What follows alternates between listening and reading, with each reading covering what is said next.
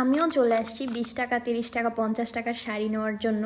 আসসালামু আলাইকুম এভরিওয়ান। এটা ছিল আমার গতকালকের ভিডিও, মানে 15ই ফেব্রুয়ারির ভিডিও। তো আমি একটি কাজে বের হয়েছিলাম, মাঝপথে আমার আশিকার সাথে দেখা। ও শাড়ি দেখার জন্যই বের হয়েছিল। তো আমি বললাম যে তাহলে আমিও যাই তোর সাথে, আমারও টাইম আছে, একটু শাড়ি দেখে আসি। শাড়ি দেখতে যাওয়ার আগে আমরা মিত্রিকা ভবনের ওখানে আশিকার একটা ফ্রেন্ডের জন্য দাঁড়াইলাম।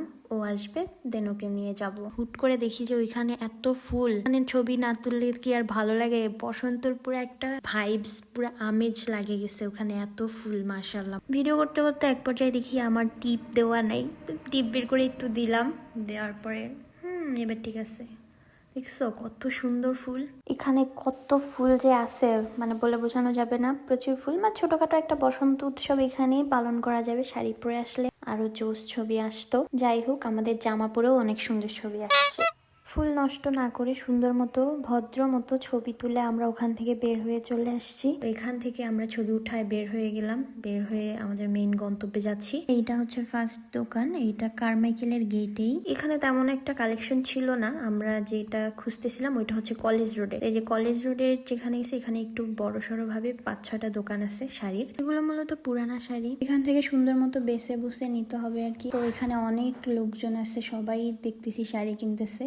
এই শাড়িটা আমাদের ভালো লাগছে, শাড়িটার দাম 50 টাকা চাইছে, কিন্তু ওটার বহর একদমই নাই, ওই জন্য আর নেই নাই। এরপর এখানকার জামদানি গুলো সুন্দর লাগতেছিল ক্যামেরাতে, বাট সামন থেকে একটু বেশি পুরানা লাগতেছিল। আমরা আসলে তেমন কোনো শাড়ি পাচ্ছিলাম না, কোনোটাই পছন্দ হইতেছিল না। তারপরে এই একটা শাড়ি একটু ভালো লাগছে, এটা সম্পূর্ণ শাড়িটা হ্যান্ড স্টিচ করা, সুন্দর, কিন্তু এর একটা সমস্যা বের হয়েছে, এটা একদম কোনাকুনি একটুটাই, মানে এক মাথা অনেক লম্বা, এক মাথা হচ্ছে ছোট, ওই জন্য ওটা বাদ। তেমন একটা কালেকশন ভালো ছিল না, জন্য আমরা ওখান থেকে চলে যাচ্ছিলাম। আমারা বললো যে নির্বাচনের কারণে শাড়ির কোনো কালেকশন এখন উঠাইতে পারেনি, নেক্সট উইকে যাইতে। মন মতো কাপড় না পাওয়ার কারণে এখান থেকে চলে যাচ্ছি। তবে আমি আবারও আসবো এখানে, একটা অন্তত কাপড় নিবই।